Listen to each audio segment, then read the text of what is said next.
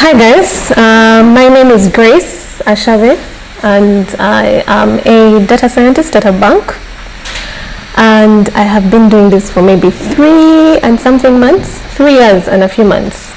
I'm excited about this, very sad I don't get to meet you guys, but I hope that you will get in touch with me in case of anything.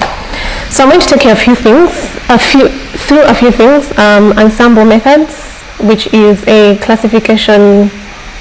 It's like all the classification that you've gone through, but on steroids. We'll also go through clustering, and then we'll also go through association rules mining. So starting with ensembles. What are ensembles? Like I've said, it's all the other models that you've gone through, but on steroids.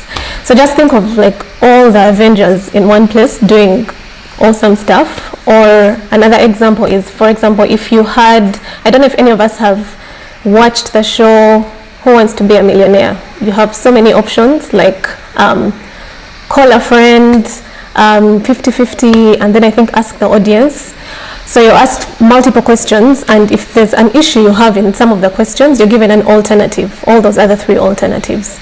So just think of you being on a show, and you're allowed to bring in any SME, like all experts you can think of, someone who is very good at music, someone who is very good at geography, someone who is very good at like English, in case you asked any of these questions, and you have an alternative of asking either one of them to help you out with an answer. The chances of you failing a question are very, very minimal. So think of an ensemble as something like that, where you have so many models that you've built to kind of help you improve on your prediction accuracy. So yeah, like I've said, all ensemble methods are based on an idea that by combining multiple weaker learners, a stronger learner is created. So I'll use decision trees to help explain ensembles. I understand you may not have gone through a decision tree algorithm, but it's very basic. The name decision tree, what happens is you have a question, and then you kind of build a tree, like what we're seeing on the presentation, on whether you should do something or not, make a decision or not. And a very common example is whether you should go outside to play or not, depending on certain features that you have. So for example, if it's windy, then you ask another question, like what's the outlook? Is it sunny? Is it overcast? Is it rainy? And depending on any of these answers, someone can decide on whether they should go out and play. So most times, for ensembles, not all, you can use decision trees, but then there are other algorithms that can be used to create an ensemble. So where ensemble methods come in handy is rather than just relying on one model like a decision tree and hoping that you make the right decision at each split, ensembles allow us to take a sample of a decision tree into account and calculate features to use or questions to ask at each split and make a final predictor based on aggregated results of sample decisions. So just think of multiple decision trees, and then you decide, okay, for this decision tree, it has predicted that Grace should go out and play. This other decision tree predicted that I shouldn't go out and play. So imagine you have, out of 10 decision trees that you've built, only 2 of them tell you to go out and play. Your final decision will be that no, we probably shouldn't go out and play. So we'll go through 2 types of ensemble methods. One of them is bugging, or commonly known as bootstrap aggregating, and then the second one is boosting. So what is bugging?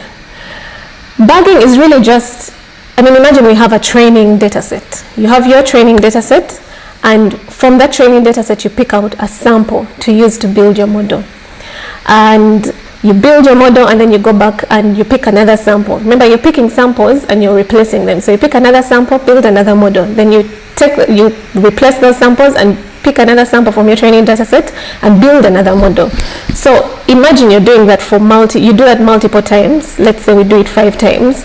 What will happen is the results of your particular models will be voted. You vote to get the final prediction.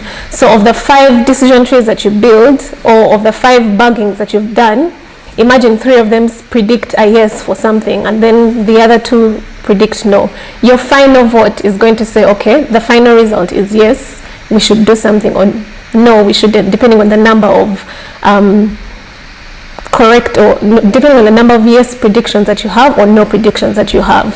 So an example of bugging is a random forest. And a forest is really, like the word in itself is very descriptive. It's a number of trees put together. So what happens is that in a random forest, it gets so many multiple decision trees, and then you use that to make a decision on whether you should do something or not. The second, actually before we go into the second, this is just an explanation of how random forests work, or different bugging algorithms or bugging methods that we could use. I've already explained this. You pick a random sample from your trained data set, you build a model on that, you get your results, you take back this sample that you've picked from your training data and pick another sample.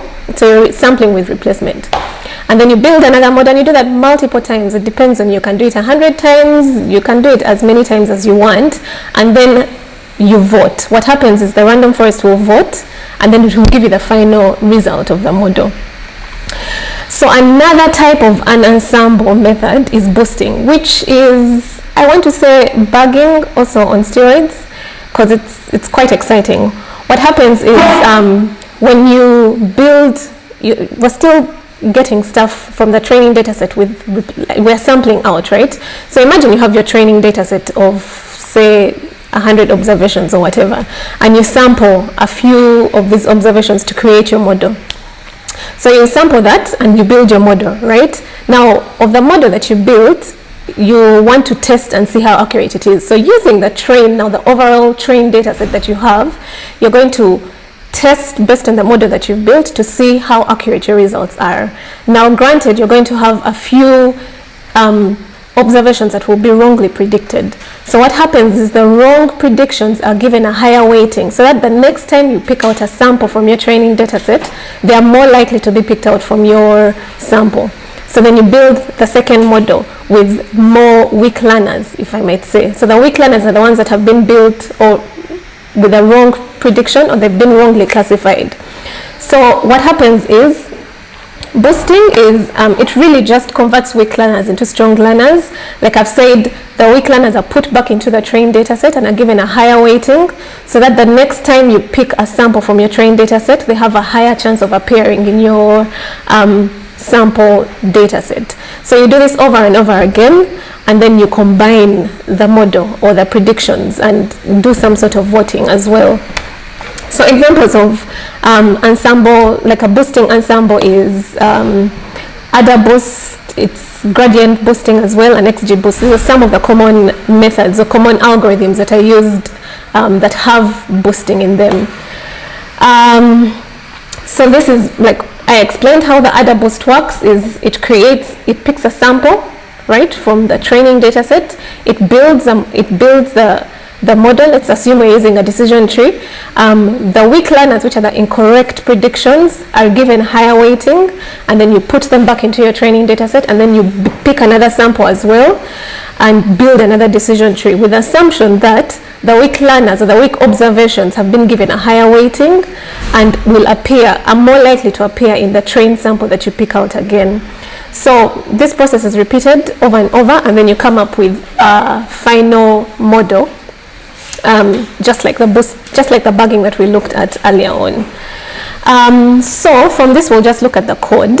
It's very simple, very basic, not very complicated. If you understood any of the other classification tasks that you've gone through already, this should be very basic. So looking at the code, we'll look at the Titanic data set that Jareen took you through earlier on. I will share this code, and I'll share the PowerPoint presentations with you guys for you to take your time and go through them at your own pace. So I added this to my code as a fun exercise. I brought in one of the Titanic pictures just so you know that this can be done in your code. I think it's pretty cool. So what I like to do is really, when I'm building my code, is have all the libraries that I want to use all at the top and all in one place, just so I know what I'm working with. I don't have them scattered all over the place. So at this point, I'm bringing in all the libraries that I need to use, You've already gone through sklearn with Joreen, but what I want to bring to your attention is this. There's something called sklearn.ensemble, where you can get random forests, you can get extra trees classifiers, you can get your gradient boosting, your adder boost, and any other kind of an ensemble that might exist in Python. So we load that, as well as so many other things. The dataset we're using is the Titanic dataset, and as Joreen must have mentioned earlier on, you really don't want to start working on a dataset before you actually explore it. So I did some exploring of my own, but I'm sure you guys have already done this from previous classes. This exploring just helps me have an idea of how many observations I'm dealing with and how many features I'm also dealing with. It gives me an idea of the range of the numeric data type. So for example, I'll know that edge lies between here, and then fair also lies between a certain number, and we have a max of another number. So this just helps me know what kind of data set I'm dealing with, and you should always do this before you do anything on your data set. It's can get annoying, but it's very, very important. So from here we'll see that, for example, age, the minimum age is 0.17 years, so that means that we had a few babies on the Titanic, or our data is incorrect, we don't know. But then the maximum age is 76, right? Looking at the fare, we can see that the minimum fare is 0, so we had a few people on the Titanic who didn't pay anything to get on board, and then the maximum fare is 512. This might be in dollars, I'm not sure. Another thing I noticed was we have a few missing values. So like Joreen mentioned, you choose what you want to do with the missing values. So depending on how many they are, you could either get rid of those observations, but most times you want to kind of replace them. So if it's an edge, you probably want to replace it with a median edge, or with the average, or something brilliant that you can come up with. If it's the fare, you also want to replace any missing values with maybe the median fare that exists. There are certain columns that existed that had so many missing values. I think over 50% of the values were missing, and that column wasn't really necessary, so I decided to get rid of that one. So at this point, I'm really just checking how many missing values exist and in which features, right? So in edge, we can see that we have about 177 observations without any edge, but edge is an important feature, so we are going to see how to replace these missing values.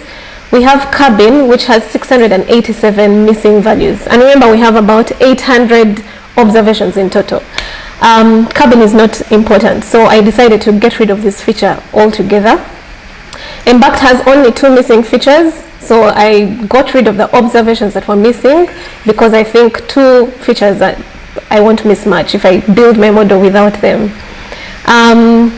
So moving on, here I'm replacing the missing values. I looked at the median age, I looked at the median fare, I dropped a few columns, and then I also dropped a few observations.